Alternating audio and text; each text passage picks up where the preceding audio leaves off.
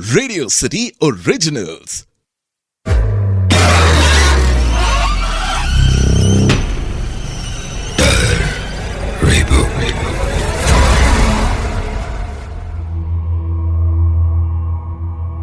दूर कहीं किसी कस्बे में एक घर था।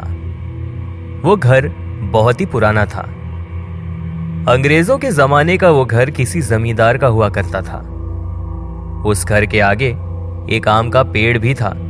उस आम के पेड़ पर बहुत सारे आम लगे हुए थे, लेकिन उस आम को कोई भी नहीं खाता था और उस घर में कोई रहता भी नहीं था। एक दिन मैं और मेरा दोस्त विनोद रेकी करने के लिए निकले थे। हमें एक शूट की लोकेशन डिसाइड करनी थी।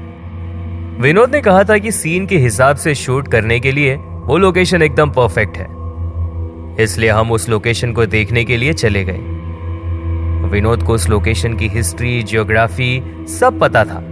दरअसल ये शूट एक पीरियोडिक ड्रामा था, एक शॉर्ट फिल्म के लिए, और हमें टेक्नोलॉजी पर ज्यादा पैसे खर्च नहीं करने थे क्योंकि ज्यादा बजट था भी नहीं, और हमें भी उस कम बजट में अपना बेस्ट देना था।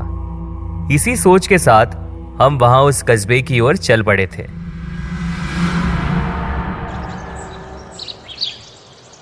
जब हम वहां पहुंचे तो वो गांव बहुत ही साफ सुथरा लग रहा था। उस गांव में एंट्री करते हुए हमें बहुत ही अच्छा लग रहा था क्योंकि उस गांव की हवा में ताजगी फील हो रही थी। विनोद ने एक शख्स से एड्रेस के बारे में पूछा। उससे एग्जैक्ट लोकेशन जानने के बाद हम उस लोकेशन की ओर बढ़े। वहां जाकर हमने पूरे एरिया को देखा और लोकेशन भी फाइनलाइज कर दिया। मैं और विनोद जब वहां से निकले तो विनोद सिगरेट पीने लग गया और फिर सिगरेट पीते हुए आगे चलते हुए बात कर रहे थे। एक्चुअली हम लोग उस एरिया में प्लॉट लेने की बात कर रहे थे क्योंकि वो गांव बहुत ही ब्यूटीफुल था। बात करते करते हम एक ऐसे लोकेशन में आ पहुंचे जहां हमने एक घर को देखा।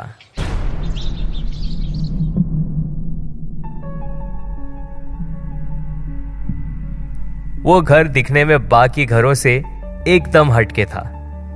हम उस घर को बाहर से देख रहे थे और हम बात कर रहे थे कि यह घर कितना अच्छा है कि इतने में उस गांव का एक बंदा वहां से गुजरता हुआ दिखाई दिया।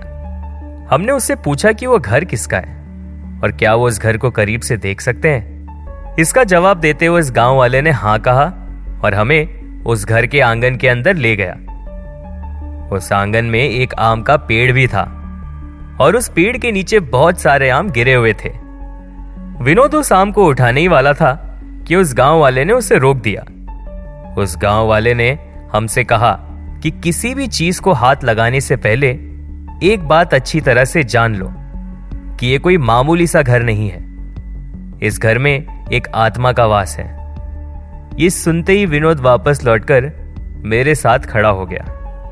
हमने जब उस गांव वाले से पूछा कि क्या वो हमें आत्मा वाली बात से डराने की कोशिश तो नहीं कर रहा, इसके जवाब में उसने हमें उस घर के बारे में बताते हुए कहा कि यह घर अंग्रेजों के जमाने का है और यह घर एक जमींदार का हुआ करता था। उस गांव वाले ने हमसे कहा कि हम सभी जानते हैं कि अंग्रेज कितने हरामी लोग थे। ये घर जिस जमींदार का था वो जमींदार अपने राजा और राज्य के भलाई के बारे में सोचता था। कहते हैं कि अंग्रेजों का एक अफसर जमींदार से मिलने के लिए इसी घर में आया था और उस अंग्रेज ने उस जमींदार से कहा कि वो उसे माला माल कर देगा। इसके बदले में उसे राजा को धोखे से सैनिकों के बिना एक सुनसान जगह पर लाना होगा और फिर वो अंग्रेज उस राजा को मार देंगे। कहते हैं कि जमींदार ने जब ऐसा करने से इनकार किया तो अंग्रेजों ने जमींदार और उसके पूरे परिवार को मारने की धमकी दी। जमींदार फिर भी नहीं डरा। अगले दिन जब यह बात राजा को पता चली तो राजा उस जमींदार से मिलने के लिए उसके घर गया। जब वो राजा उस जमींदार के घर पहुंचा तो उस राजा ने देखा कि जमींदार और उसके पूरे परिवार की खून से लथपथ लाश वहां पड़ी हुई थी।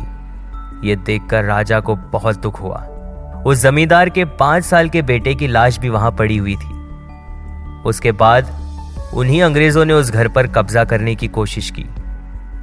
जब वो अंग्रेज अपने साथियों के साथ वहां रहने लगे, 1 हफ्ते बाद उन सभी अंग्रेजों की लाश उसी तरह से पड़ी हुई मिली जिस तरह से जमींदार और उसके पूरे परिवार की लाश मिली थी। राजा को जब ये बात पता चली तो वो हैरान हो गया था। अब जब तक वो राजा जिंदा था वो उस घर की साफ सफाई करवाता रहता था। उसके मरने के बाद किसी ने उस घर पर ध्यान नहीं दिया, लेकिन जिसने भी उस घर पर कब्जा करने की कोशिश की उसे इस घर में किसी के होने का एहसास हुआ। और ये जो आम आप अभी उठाने जा रहे थे, ऐसे ही एक बार एक चोर ने आम को उठाकर खा लिया था। वो इस घर में चोरी करने के इरादे से आया था। 3 दिन तक वो गांव में भाग भाग कर चक्कर काट रहा था और सबसे यही कह रहा था कि वो चोर है और वो चोरी करने के इरादे से इस गांव में आया था। इतना सुनते ही मैं और विनोद उस घर के आंगन से बाहर चले गए और वो गांव वाला भी हमारे साथ बाहर आ गया। उस गांव वाले ने कहा कि वो आत्मा सबको नुकसान नहीं पहुंचाती, सिर्फ जो लोग अपने दिमाग में हीन भावना रखते हैं उन्हें ही नुकसान पहुंचाता है।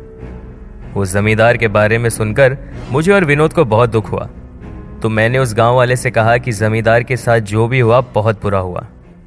उस गांव वाले ने हमसे कहा कि हम ठीक ही कह रहे हैं। इसके बाद मैंने और विनोद ने उस गांव वाले से कहा कि एक एक कप चाय पीते हैं। विनोद और उस गांव वाले ने भी हाँ कहा। वहां पास में ही एक चाय की दुकान थी। मैंने दूर से ही आवाज देकर उसे 3 कप चाय लाने के लिए कहा। उस गांव वाले ने फिर हमसे कहा कि हम अच्छे इंसान जान पड़ते हैं। साथ ही उस गांव वाले ने कहा कि उसे हमसे मिलकर अच्छा लगा। फिर हमने भी कह दिया कि हमें भी उनसे मिलकर अच्छा लगा। इतना कहा ही था कि वो चाय वाला वहां पर चाय लेकर आया। उसने मुझे 1 कप चाय दी, विनोद को 1 कप चाय दी और फिर वो चाय वाले ने मुझसे पूछा कि ये तीसरी कप चाय को मैं यहां नीचे रख दूं। इतने में विनोद ने कहा कि नीचे क्यों, ये जो गांव वाले भाई साहब हमारे साथ खड़े हैं उसे दे दो। फिर वो चाय वाले ने पूछा कि भाई किस गांव वाले भाई साहब को दूं। मैं और विनोद जब उस चाय वाले की तरफ पॉइंट आउट करने के लिए पीछे मुड़े तो वहां कोई भी नहीं था और हमारी बुरी तरह से फट गई। मैंने उस चाय वाले को बोला कि जब तू चाय लेकर आया तो तूने देखा था ना हमारे साथ एक और बंदा था। जवाब में उस चाय वाले ने कहा कि पिछले 20 मिनट से सिर्फ आप दोनों ही वहां बात करते हुए दिखाई दे रहे थे। इसके बाद मैं और विनोद वहां से तुरंत निकल पड़े। हम बहुत डर गए थे। हम एज्यूम कर रहे थे कि वो गांव वाला और कोई नहीं बल्कि उस जमींदार की आत्मा होगी। ये एक ऐसा इंसिडेंट था जिसके बाद तो हमने उस गांव में जमीन लेने का इरादा पूरी तरह से छोड़ दिया। तो ये एक ऐसा इंसिडेंट था जो मेरे और विनोद के साथ हुआ था। आप सुन रहे थे डर reboot, only on radio city podcast.